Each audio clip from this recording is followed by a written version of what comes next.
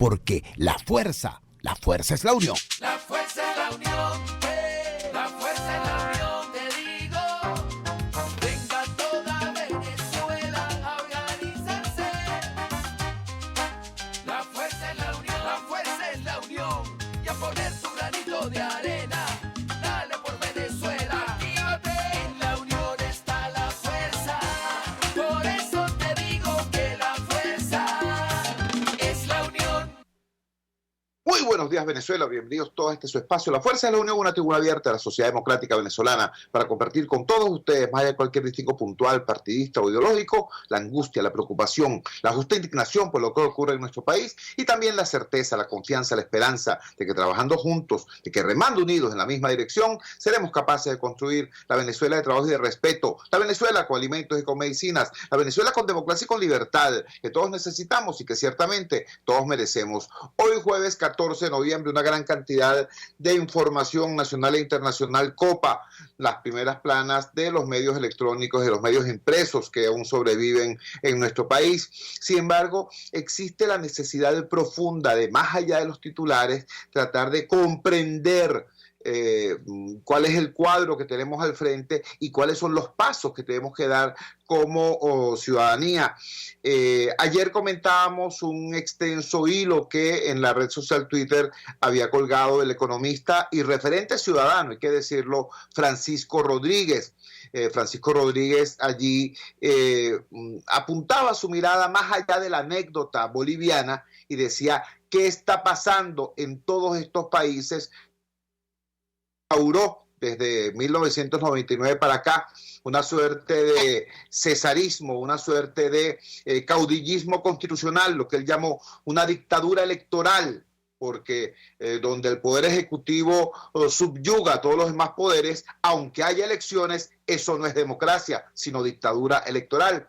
Tenemos en línea precisamente a Francisco Rodríguez, a quien le agradecemos porque tenemos una hora de diferencia y para él son las 4:30 de la madrugada, es decir, su madrugonazo es más intenso que el nuestro. Francisco, gracias por atender nuestra llamada madrugadora. ¿Podrías ampliar ese planteamiento de la dictadura electoral? ¿Cómo corregir esos desequilibrios de fondo, más allá de la anécdota ecuatoriana o boliviana?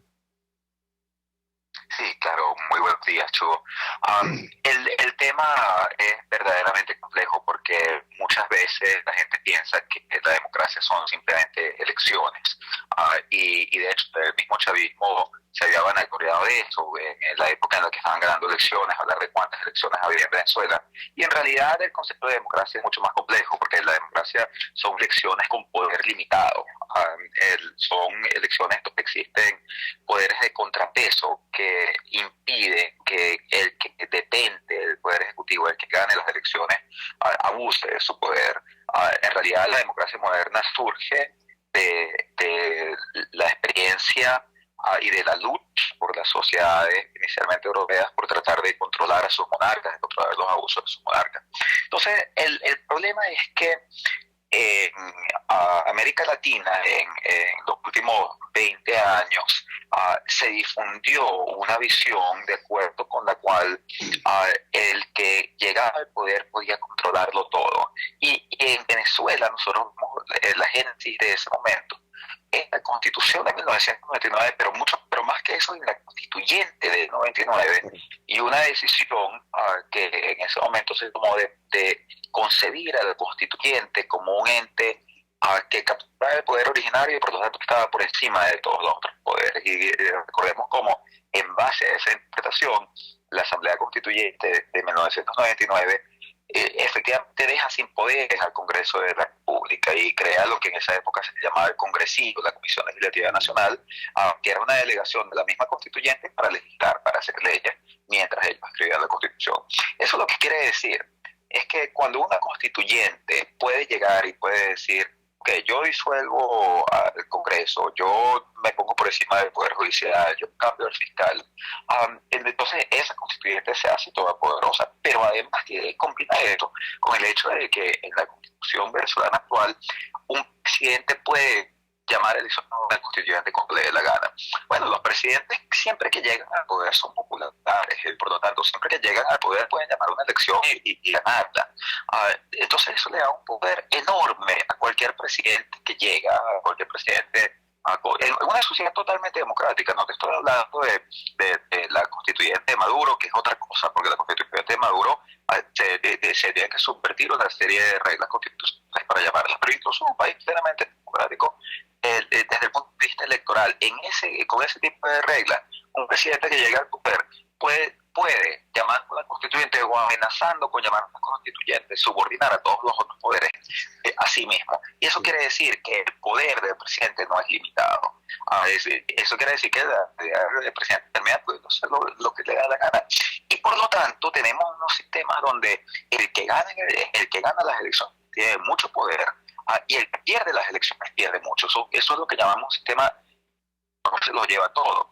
Y esos sistemas terminan oscilando entre dictaduras de un tipo, dictaduras de otro tipo, entre dictaduras de izquierda y dictaduras de derecha. Esa es mi gran preocupación en Bolivia, es que en vez de un movimiento, o sea, algo que surge de movimiento democrático, que surge de preocupaciones, de denuncias de fraude, surge de denuncias de los atropellos de Evo Morales, de haber subordinado los poderes a sí mismo, podría terminar devolviendo en una dictadura de otro tipo, porque el problema fundamental está en esto, está en que el que llega al poder ejecutivo controle todo. Eso es lo que te termina creando la tentación dictatorial y autoritaria. Estamos conversando con el economista Francisco Rodríguez. Dije en su presentación que es un economista y en este momento además es un referente ciudadano, y voy a explicar por qué lo afirmo. Francisco Rodríguez ha planteado un conjunto de propuestas, de opciones de reflexión y de acción, no solamente al gobierno no solamente al gobierno de Guaidó o al régimen de Maduro, sino a la sociedad venezolana. El encargado de socorro de emergencia internacional de las Naciones Unidas finalizó su visita a Venezuela, afirmando que los actores del conflicto venezolano tienen que priorizar el cesar de inmediato el sufrimiento de la población, es decir, tienen que procurar que se logren acuerdos inmediatos para, en medio del conflicto político, sin embargo, solucionar las más graves urgencias, las más graves fuentes de dolor que tienen los venezolanos, que tenemos los venezolanos. Francisco Rodríguez ha hecho una propuesta interesante en este sentido, que es el acuerdo petrolero humanitario. Algunos han confundido la propuesta de Francisco Rodríguez con simplemente un programa de petróleo por alimentos. Por favor, explícanos, Francisco, ¿qué es el acuerdo de petróleo humanitario? ¿Cuál es la diferencia con experiencias como la de Irak? ¿Y cuáles son las posibilidades de eso en este momento y en el futuro inmediato? Te escuchamos. Sí, el acuerdo petrolero humanitario es un acuerdo entre las partes del conflicto político para proteger a los venezolanos vulnerables de los efectos colaterales de esta crisis política. En este momento, dada la crisis política, dadas las acciones que ha tomado la comunidad internacional y el gobierno de Estados Unidos para tratar de restablecer la democracia en Venezuela, Venezuela no puede vender petróleo en Estados Unidos. Y el petróleo es una base, una de las fuentes más importantes de nuestra economía, y Estados Unidos era el principal mercado de exportación de petróleo de Venezuela. Entonces ahí hay una realidad donde el país como un todo está perdiendo como consecuencia de conflicto político. Y la pregunta que nosotros nos tenemos que hacer no es de quién es culpa. O sea, yo tengo una opinión bastante que he expresado a lo largo de los años sobre quién tiene la responsabilidad de la generación de esta crisis, pero la pregunta tiene que ir más allá, tiene que ver con resolver un problema. O sea, yo creo que los venezolanos están comprensiblemente cansados de tanto echarse la culpa entre unos y otros y tanto evadir responsabilidad y no concentrarse en resolver los problemas de la gente. Y la realidad es que esta crisis política está generando un problema muy fuerte para la gente, y por eso es que la gente se va del país, porque no pueden tener acceso a una calidad de vida decente, aceptable dentro de Venezuela. Entonces la idea es restablecer esa capacidad de exportar petróleo a Estados Unidos con la condición de que los recursos generados por esas exportaciones se utilicen solo para la compra de alimentos, medicinas y otros bienes esenciales, bajo fuerte supervisión de la comunidad internacional y bajo un esquema de distribución de bienes al país que esté totalmente despolitizado, llevado a cabo por agencias de ayuda humanitaria. La diferencia con lo que se llama un programa de petróleo por alimentos tradicional, como el que se instauró en Irak, tiene dos diferencias básicas. Una de ellas es que en el caso de Irak había un solo gobierno, que era el gobierno de Saddam Hussein. Era un gobierno que tenía sanciones, pero no eran sanciones por el tema democrático, no eran sanciones porque, a pesar de que por supuesto que tenía problemas de una dictadura, pero no eran por el tipo de situación que está pasando y que está ocurriendo en Venezuela, era porque habían invadido otro país, habían invadido a Kuwait y estaban acumulando, o se creía que estaban acumulando armas de destrucción masiva. Entonces, en ese caso de Irak, la relación era de la comunidad internacional con un gobierno al cual estaba tratando de controlar. En el caso de Venezuela hay dos gobiernos. En la realidad, y esto es una realidad, o sea, nosotros podemos pensar, bueno, a mí me gusta el gobierno de Guaidó y por lo tanto yo reconozco a Guaidó, a mí me gusta el gobierno de Maduro y por lo tanto yo reconozco a Maduro, pero la realidad es que Maduro es que controla la producción de petróleo y Guaidó es que controla la venta de petróleo en Estados Unidos. Guaidó es el que tiene la representación legal de PDVSA en Estados Unidos. Este tema es más importante que las sanciones en términos de limitar el acceso de Venezuela al mercado estadounidense. Mañana Donald Trump decide levantar todas las sanciones y de todos modos Venezuela no puede vender petróleo en Estados Unidos. ¿Por qué? Porque el momento en el que el gobierno de Maduro cargue petróleo en un buque y lo mande a Estados Unidos, cuando llega a Estados Unidos ese petróleo y el ingreso por ese petróleo pertenece a Guaidó. Entonces necesitamos un acuerdo entre las partes y eso lo hace muy diferente de Irak. Irak era un gobierno, Venezuela son dos, uno que produce petróleo y otro que es el que puede vender petróleo, que tienen que ponerse de acuerdo para que Venezuela recupere el acceso a este mercado. Además, en el caso de Irak, hay toda una experiencia, hay toda una serie de estudios que se han hecho caso sobre problemas que hubo, y en particular en el caso de Irak hubo problemas de corrupción muy serios. Esos problemas hay que entenderlos en su justa dimensión, porque también es cierto que todavía se muestra que cuando este programa se implantó en Irak, los indicadores de bienestar, de salud, de consumo calórico de los iraquíes mejoraron notablemente. O sea, el programa fue bueno, pero el programa tuvo problemas de corrupción. Y por lo tanto, el diseño del acuerdo humanitario tiene una serie de mecanismos de contraloría, de supervisión, para evitar la corrupción, para asegurar que esté constantemente monitoreado por la comunidad internacional, que además esté bajo la supervisión de la Comisión de Contraloría de la Asamblea Nacional. Y algo muy importante, que cuando los alimentos lleguen a Venezuela, no es que el gobierno los va a agarrar y los va a meter en las bolsas CLAP o a pedirle a la gente que se saque un carnet de la patria y que se ponga una camisa roja para recibirlo. No, de todo lo contrario, esto no va a ser repartido por el gobierno, va a ser repartido por agencias de ayuda humanitaria, un mecanismo totalmente despolitizado. Entonces, la supervisión, la Contraloría, el acuerdo entre las partes y la distribución despolitizada es lo que distingue al acuerdo petrolero humanitario, que es la propuesta nuestra, de un programa de petróleo por alimentos tradicional. Estamos conversando con el economista Francisco Rodríguez, digo economista y referente ciudadano, porque la calidad y alcance de las propuestas que he estado realizando recientemente ciertamente tienen un impacto, no solamente en la dinámica social que pretenden aliviar, sino necesariamente también en la dinámica política que estamos viviendo. Y a eso refiero mi última pregunta, Francisco.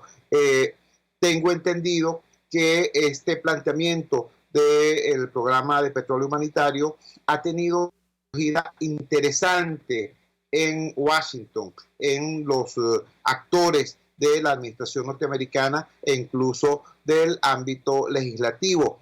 Sin embargo, ahora te pregunto, ¿cómo hacer en Venezuela? Porque en Venezuela los actores fundamentales de la confrontación política manejan el tema del sufrimiento humano en forma distinta. Para el régimen de Maduro, el sufrimiento de la población es un rehén, ¿no?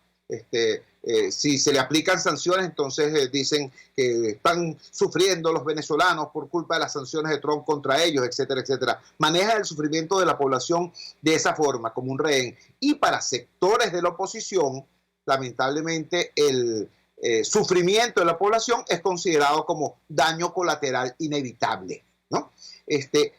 Esas ambas perspectivas son no solamente antiéticas, sino profundamente problemáticas desde el punto de vista político para avanzar en una dirección que, al margen de la confrontación política, permita resolver el tema del sufrimiento. ¿Cómo convencer a los actores políticos de la confrontación venezolana de acuerdos parciales como este que está planteando en el contexto de una emergencia humanitaria compleja que tiende a convertirse en catástrofe humanitaria?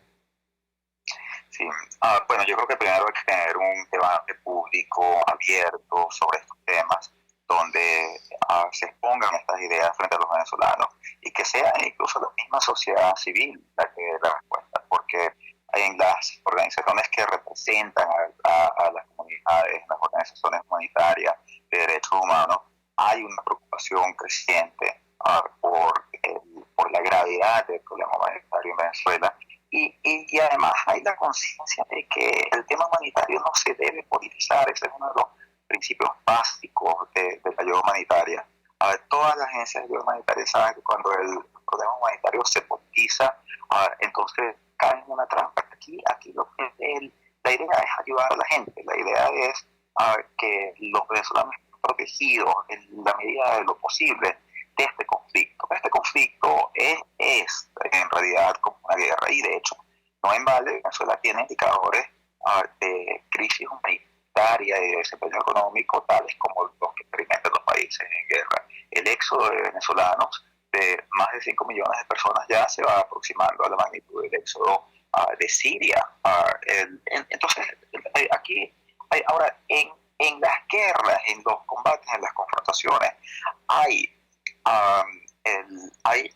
un derecho internacional que norma lo que son las reglas de la confrontación.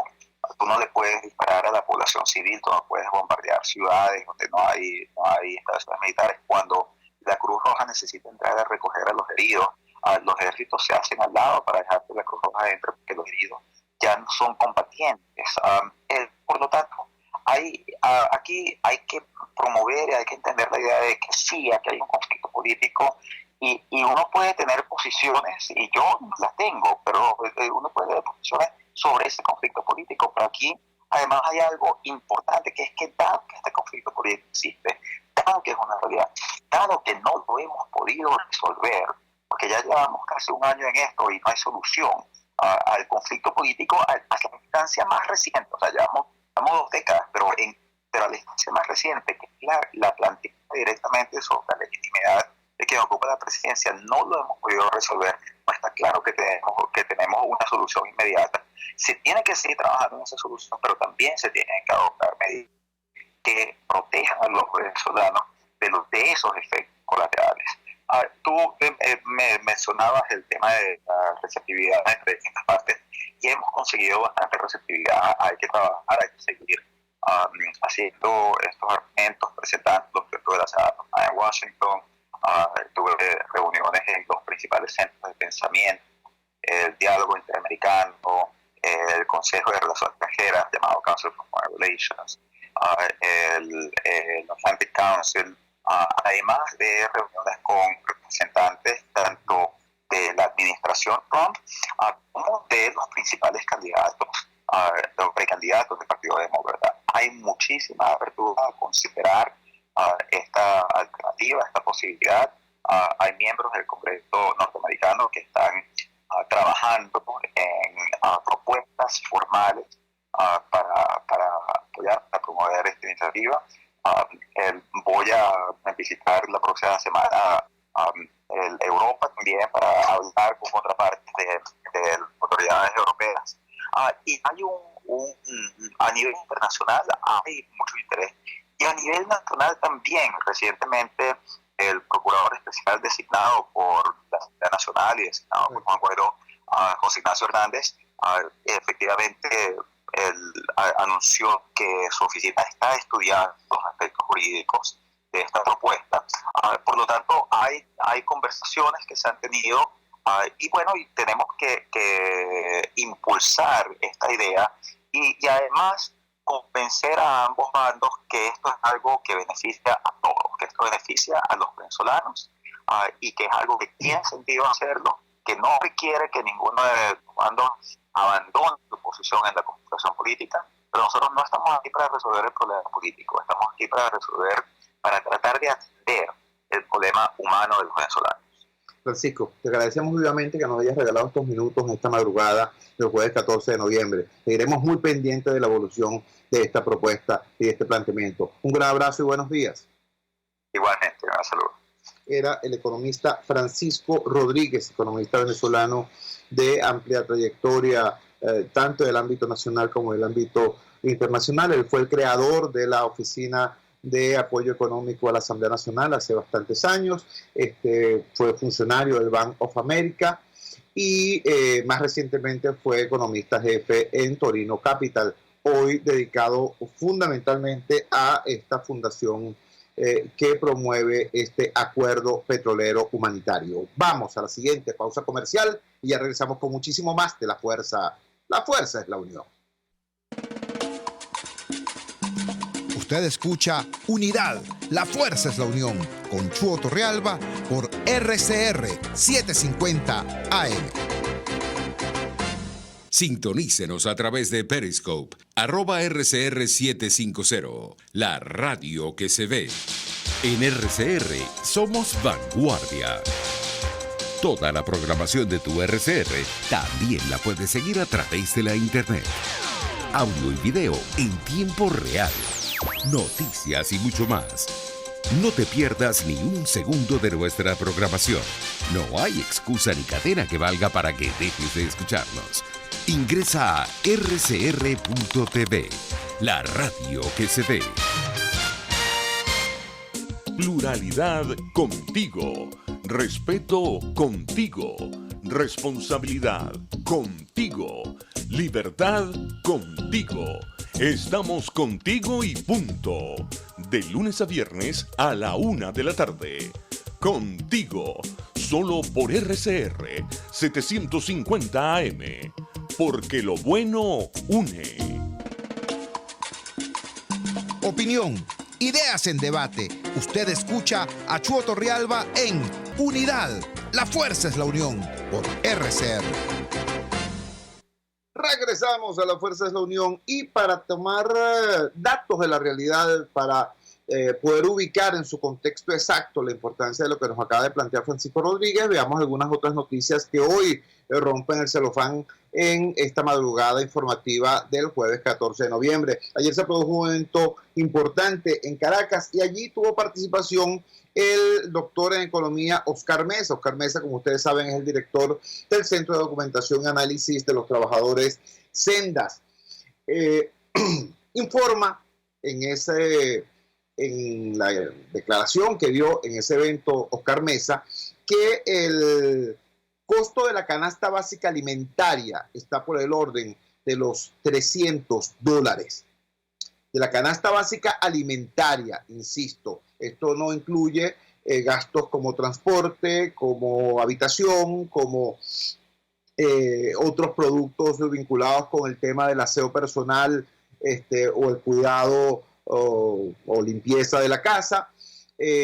La canasta de consumo normativo, que sería esta otra canasta más amplia, estaría por el orden de los $600. Y el ingreso de aproximadamente el 92% de la población está circunscrito a las cifras del llamado salario básico o salario mínimo. El salario mínimo está por el orden de los $5. Entiéndase entonces de qué estamos hablando. Estamos hablando de que la inmensa mayoría de la población venezolana, de acuerdo a los estándares internacionales, se encuentra en situación de indigencia. Repito, la palabra es indigencia, porque el ingreso promedio de la familia venezolana alcanza apenas para el 2%, para cubrir el 2% de la canasta básica alimentaria.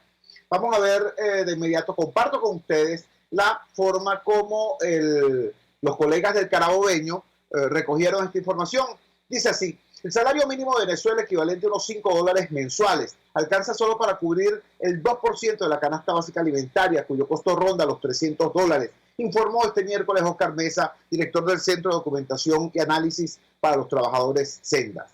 Una canasta alimentaria que está por el orden de los $300, usted necesita $300 para poder comer y $600 para cubrir los gastos esenciales, dijo a los periodistas el investigador al término de un foro sobre el colapso del país.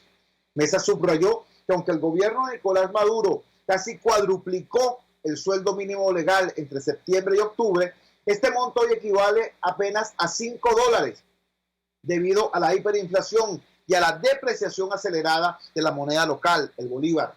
La mayoría de los venezolanos estamos en una situación de déficit, de carencia, afirmó, en la cual todos estamos sometidos en una situación de precariedad hasta en lo que vamos a comer. Mesa explicó que el salario mínimo que devenga la mayoría de los trabajadores y todos los pensionados del país tiene un déficit de 98%, es decir, Dios mío, casi el 100% respecto al costo de la canasta básica alimentaria, pese a que la Constitución venezolana obliga a cubrir el monto. Recuerden ustedes, esta es una petición de los maestros, de las enfermeras, de los profesores universitarios, de todos los sectores laborales en lucha. Dicen, el artículo 91 de la Constitución establece ciertamente que la fijación del salario mínimo tomará como referente fundamental el costo de la canasta básica alimentaria. Repito, no es una consigna sindical, es un artículo de la Constitución. Sin embargo, con el texto de la Constitución Nacional, el régimen de Maduro hace lo que suele hacerse con el ya inalcanzable también papel higiénico. Sigue así la declaración de Oscar Mesa. Sendas estima que cerca del 90% de la población no es capaz de costear una buena alimentación, aún con la ayuda de las remesas que envían los casi 5 millones de venezolanos que abandonaron el país en los últimos años huyendo de la crisis. La Organización de las Naciones Unidas para la Alimentación y la Agricultura, FAO, informó ayer que en términos absolutos Venezuela es el país donde más ha subido la desnutrición, que pasó de 2.9 millones de personas entre el 2013 y 2015 a 6.8 millones de personas en el periodo 2016-2018. La ONU también estima que en medio de la crisis nacional, 1 de cada 4 venezolanos requiere asistencia humanitaria urgente. Este es el reporte que hacen nuestros colegas del diario El Carabobeño, como ustedes saben, en su versión electrónica, porque tuvieron que salir del medio impreso por la crisis, porque el gobierno no le permite a los medios independientes tener acceso al papel. En su versión electrónica, repito, el diario El Carabobeño emite esto. Ubiquémonos entonces en lo que esta realidad significa para el nuevo estándar de nuestra vida. Repito, el salario mínimo venezolano significa un ingreso real diario de aproximadamente 23 centavos de dólar. Repito, 23 centavos de dólar. El Banco Mundial establece como límite para definir que alguien está en pobreza extrema. Antes decían que era $1 diario, que la gente que viviera con menos de $1 diario estaba en pobreza extrema. Ahora subieron esa barrera porque en general en el mundo están incrementándose los niveles de calidad de vida, incluso en los llamados mercados emergentes, incluso en los países que apenas ayer se le llamaban países subdesarrollados. Entonces, ahora el nuevo medidor, ¿no? La nueva talanquera, por llamarla así, para establecer quién está en pobreza extrema, es de $1.9 diarios. Bueno, si todo aquel que gane menos de $1.9 diarios está en pobreza extrema, de acuerdo a ese parangón internacional, imagínense ustedes en qué condición estamos los venezolanos, con un ingreso mínimo promedio de 23 centavos de dólar al día. Es decir, estamos en el subsuelo, no estamos ni siquiera en pobreza, estamos en indigencia. ¿Saben por qué utilizo esta palabra? Porque tengo el honor de conocer y de apoyar y de asistir a numerosos venezolanos que están en los sectores populares o de clase media y clase media baja y que pertenecen a determinadas colonias, la colonia portuguesa, la colonia española, la colonia italiana, y que han acudido a sus embajadas, han acudido a sus consulados en busca de ayuda humanitaria frente a requerimientos de salud. Personas que se tienen que hacer una operación quirúrgica, personas que tienen que seguir un tratamiento para poder enfrentar una enfermedad catastrófica, personas que tienen que adquirir medicamentos de alto costo y que no se consiguen además en el país. Repito, pertenecen a estas colonias y acuden a su representación diplomática o consular. Allí les dicen, bueno, necesitamos que nos presentes este estudio socioeconómico para poder justificar la ayuda. Cuando tú revisas el estudio socioeconómico, lo que te están pidiendo es literalmente un certificado de indigencia. Indigencia, por supuesto, un venezolano, repito, una persona trabajadora de un sector popular o de clase media medio, de clase media baja, prácticamente siente aquello como una bofetada, siente aquello como un insulto. Pero cuando tú te pones a ver entonces el detalle de lo que te están pidiendo y te pones a ver el detalle de lo que tú en efecto tienes, o mejor dicho, de lo que dejaste de tener, te encuentras con que en efecto estás en indigencia. Esa es la situación. Entonces, frente a una realidad como esa, que además tiende a agravarse, un planteamiento como el que nos acaba de hacer Francisco Rodríguez deja de ser una propuesta con sentido común y pasa a ser un dato fundamental para la sobrevivencia de millones de venezolanos en prácticamente cosa de meses. Este panorama quiero nutrirlo, alimentarlo con esta información que nos viene hoy en el portal descifrado.com. Estamos hablando de lo que significa el costo de la canasta básica alimentaria y su contraste con lo que es el ingreso del venezolano llevado a dólares. El salario mínimo venezolano está por el orden de los $5, cuando la canasta básica alimentaria está en el orden de los $300 y la canasta normativa que incluye servicios está por el orden de los $600. Ahora, ¿cuánto cuesta $1? El titular de Descifrado hoy nos dice lo siguiente: el precio del dólar paralelo sigue indetenible en su alza para el cierre de ayer 13 de noviembre. El precio promedio del dólar paralelo sigue indetenible en su alza, nos dice ya la información. Para el cierre de la tarde del miércoles 13 de noviembre se cotiza en 32.396 bolívares con 38 céntimos, según la cuenta en Twitter Monitor Dólar Venezuela.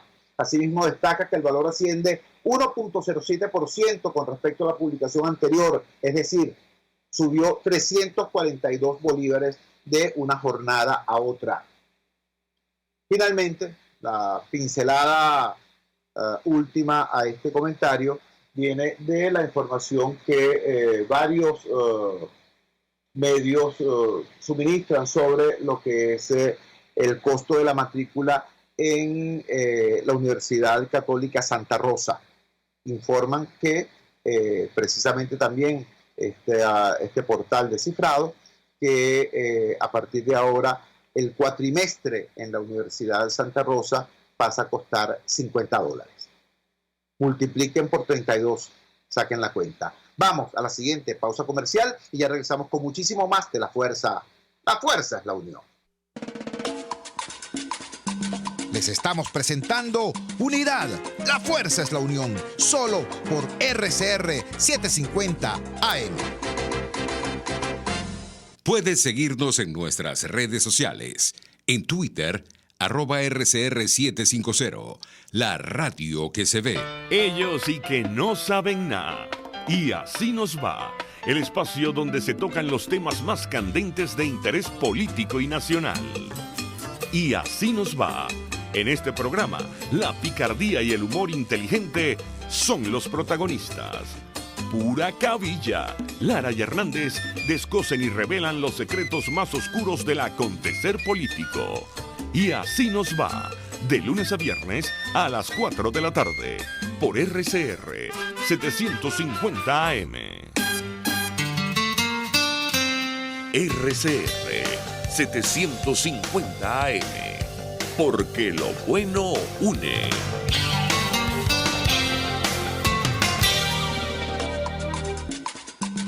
Les estamos presentando Unidad. La fuerza es la unión. Solo por RCR 750 AM. Regresamos a La Fuerza es la Unión.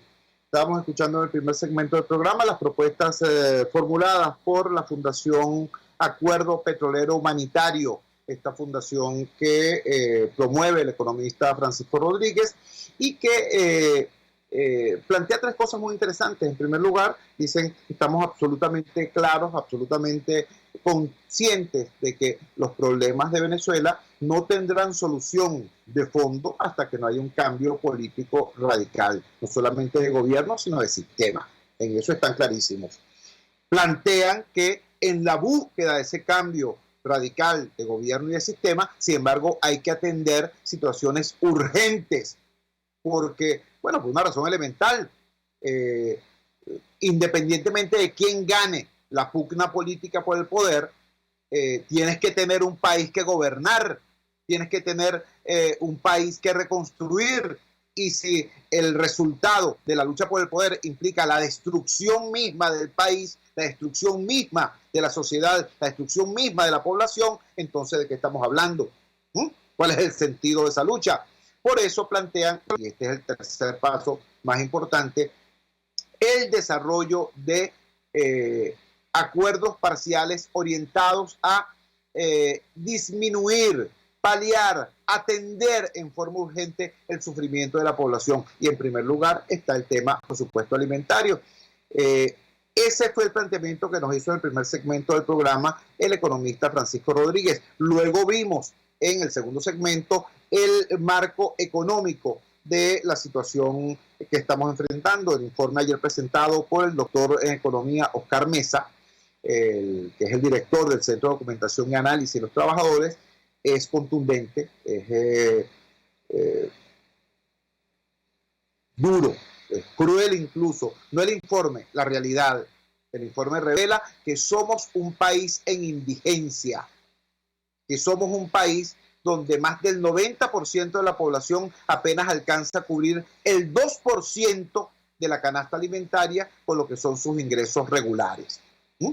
Eso es lo que nos dice el informe de Oscar Mesa y lo contextualizamos con el tema del precio del dólar. Debo recordarles que en el foro de Ecoanalítica sobre las perspectivas para el año 2020, el economista Asdrúbal Oliveros planteó dos escenarios posibles para la tasa probable del dólar para cierre de la...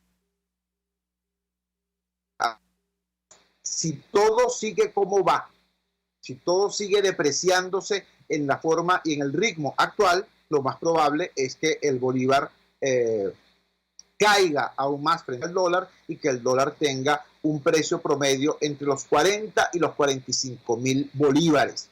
Fue la afirmación que hizo Asdrúbal Oliveros y eso generó pues una cierta expresión de preocupación y asombro en la audiencia en ese momento. Sin embargo, luego dijo el mismo Asdrúbal Oliveros que ese era el escenario más conservador, que había un escenario peor que ese. Y entonces nos refirió el tema del cronograma de pagos a los proveedores internos de PDVSA previsto para este final de año. Decía Asdrúbal Oliveros, si PDVSA cumple con ese pago en bolívares, es muy probable que cada uno de esos bolívares que pague PDVSA a sus proveedores internos salga disparado a buscar los pocos dólares que hay en el mercado local. Y si eso se produce, entonces el precio de la divisa pudiera estar para finales de año entre los 90 y 95 mil bolívares. ¿Me entienden entonces el significado de esta situación, de este drama? ¿Me entienden por qué somos varios los que decimos que eso que algunos llaman emergencia humanitaria compleja está derivando ya hacia una catástrofe humanitaria? ¿Entienden ahora por qué el documento del Grupo de Contacto de la Unión Europea incluyó una frase que para mí es demasiado importante, una frase que vale oro? Dice: no es admisible la estabilización del actual status quo. Ojo, la Unión Europea no se refería solamente al régimen de Maduro, se refiere a la totalidad del status quo venezolano. ¿Por qué dice esto la Unión Europea? ¿Y por qué yo expreso mi acuerdo con esta situación? Bueno, porque es que tenemos demasiado tiempo, como bien decía Francisco Rodríguez, en una situación de equilibrio catastrófico, como lo denominan los expertos. Un gobierno, un régimen, ¿no?, que tiene 20 años tratando de extirpar, de exterminar a la oposición y nunca lo ha podido hacerlo. Ustedes recuerdan la frase de el difunto Chávez, que quería convertir la oposición en polvo cósmico. Esa era la expresión histriónica de la intolerancia, no chavista, sino de Chávez específicamente, con todo lo que eso implica en términos de contagio. Volver la oposición polvo cósmica. Bueno, pues no pudo, no ha podido, no podrá, ¿no? Pero también hay que decir que desde el sector opositor se ha hecho absolutamente de todo también para salir del régimen, desde el desarrollo de las estrategias más exitosas, que son aquellas que han tenido que ver con la estrategia electoral, con la lucha de masas, con la movilización y organización del pueblo, hasta otras cosas tipo 30 de abril del 2019 o tipo 11 de abril del año 2002. Cosas como esa, ¿no?, que han tenido fracasos estruendosos, costosísimos por cierto, pero repito, diversos sectores han intentado hacer de todo para salir del régimen y tampoco han podido. Entonces ha habido una especie de tablas, ¿no?, de conformación de un status quo, donde, y esto es lo que tiende a normalizarse, a convertirse en una suerte de ecosistema. Y ahora peor, pues, porque ahora tenemos, como bien decía Francisco Rodríguez, dos gobiernos, dos institucionalidades, dos Venezuelas paralelas, ¿no? Una vive de robarse el dinero del país, no solamente el dinero del petróleo, sino el dinero del oro, el dinero de los venezolanos. La otra vive de la ayuda internacional. El gobierno de Donald Trump ha aprobado más de 500 millones de dólares para apoyar la lucha de los demócratas venezolanos, y eso ha ido por unos determinados canales, unos determinados sectores, además del resto de la ayuda internacional. Entonces, ¿cuál es el tema? El tema es que la clase política vive en dólares. La clase política vive en dólares mientras el país se hunde en bolívares. ¿Entiende? Ese es el tema. Y el tema, además, es que la lectura que sectores de la clase política dan de ese hecho, de ese sufrimiento del pueblo, es una lectura inaceptable. El régimen de Maduro maneja el sufrimiento de los venezolanos como un capital político, como un rehén. El régimen de Maduro tiene a los venezolanos como un escudo humano. El régimen de Maduro perpetra cualquier cantidad de barbaridades, y entonces cuando vienen las sanciones contra el régimen de Maduro, sanciones que tienen que ser internacionales porque ellos coparon y pervirtieron toda la institucionalidad nacional. Cuando vienen esas sanciones, entonces ponen por delante a los venezolanos y dicen: ay, pobrecito, mira cómo afectan estas sanciones al pueblo. Repito, utilizan a los venezolanos como rehenes, como escudos humanos para seguir perpetrando sus fechorías. Pero hay también la otra realidad. Hay sectores de la oposición venezolana que desgraciadamente manejan el tema del sufrimiento de la población como supuestamente daños colaterales. Dicen: bueno, vale, eso es así, hay que hacer sacrificios. Generalmente quien dice que hay que hacer sacrificios es porque están fuera del país, o o por lo menos tienen a su familia fuera del país, ¿no? Y tienen un tren de vida donde esos sacrificios, por cierto, no son precisamente mensurables, ¿no? Dice, no, pero bueno, hay que hacer sacrificio. No se puede hacer una tortilla sin romper los huevos, dicen. Pero los huevos que se rompen son los de otros, ¿no?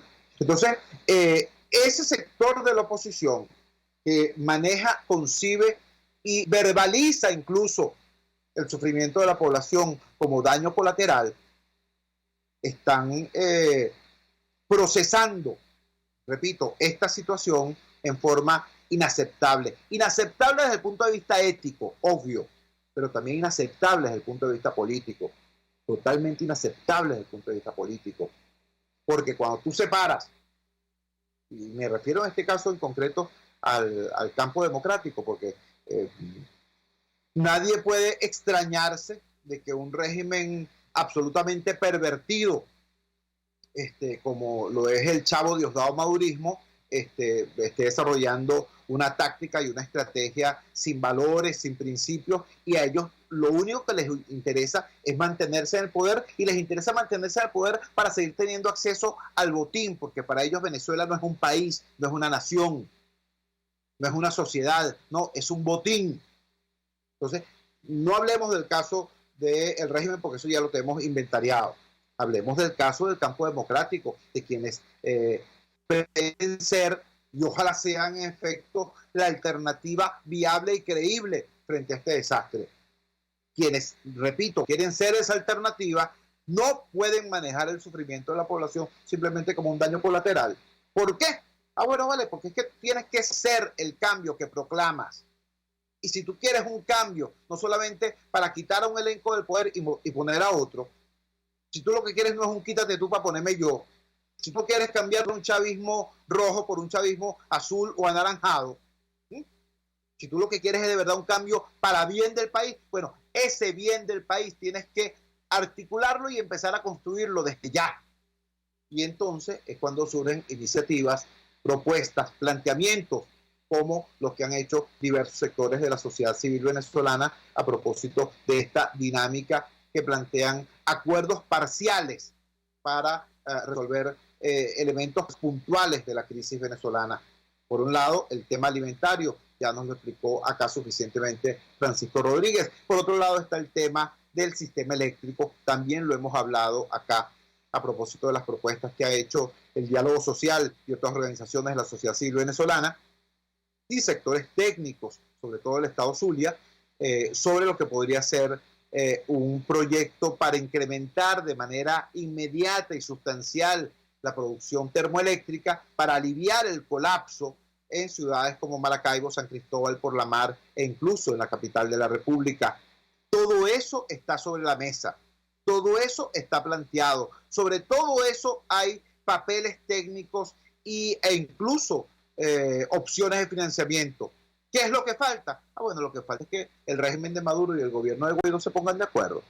Se pongan de acuerdo para seguir en la lucha por el tema del poder, pero conservando y protegiendo en la medida de lo posible a los más débiles del país, a los más frágiles desde el punto de vista económico y social de las consecuencias del conflicto. Y aquí voy a tomar un ejemplo que nos dio Rodríguez en su intervención en los primeros minutos de este programa. Nos hablaba Rodríguez de cómo surge el derecho internacional humanitario. El derecho internacional humanitario surge precisamente para proteger a la sociedad civil, para proteger a los no combatientes en medio de conflictos armados. Cuando, y esto hay que decirlo, porque hay gente que no lo sabe, en toda confrontación, las víctimas no combatientes decuplican a las víctimas de las fuerzas combatientes. Es decir, por cada soldado que muere, mueren por lo menos 10 civiles. Y no solamente es que mueren, es que son heridos, son maltratados, son violados, son escarnecidos, son mutilados. Eso es lo que suele ocurrir en los conflictos. Quien más sufre no es el sujeto que está uniformado, armado y organizado, para la confrontación. No, quien más sufre es la población civil. Por eso surge el derecho humanitario internacional, precisamente para proteger a los no combatientes. Bueno, ¿qué estamos viviendo en Venezuela? Estamos viviendo una confrontación extremadamente dura y extremadamente larga, donde ha habido, sí, violencia física, y ha habido violencia armada. La ha habido de parte de un solo sector. Esto es muy importante subrayarlo. Pero además de esa violencia armada de los colectivos y de los cuerpos de seguridad del Estado, ha habido, una la economía con más recursos de la región hoy está por debajo de Haití en los niveles de pobreza. Esa es la realidad de Venezuela, producto de este proceso de confrontación, producto además de una estrategia deliberada del régimen de destruir la prosperidad y la calidad de vida para poder sostener su dominio sobre una población que está prácticamente en el suelo desde el punto de vista de su capacidad de sobrevivencia. Entonces, en ese marco es que se plantea con más urgencia que nunca el desarrollo de este tipo, de esta lógica de los acuerdos parciales. Digo todo esto cuando estamos a 48 horas de una convocatoria importante a la protesta de calle. El presidente Guaidó ha convocado para el 16 de noviembre a una jornada nacional de protesta, y yo debo decirlo, yo como ciudadano, como activista social, como demócrata, por supuesto que estoy de acuerdo con la protesta como mecanismo constitucional, como derecho humano. Claro que sí. Ahora, yo quiero hacer también algunas precisiones. En primer lugar, las protestas tienen que tener un objetivo claro, porque si no se transforman en una actividad de desahogo. A mí me preocupa cuando a mí me explican la convocatoria del 16 o cualquier otra convocatoria diciendo, es que todos tenemos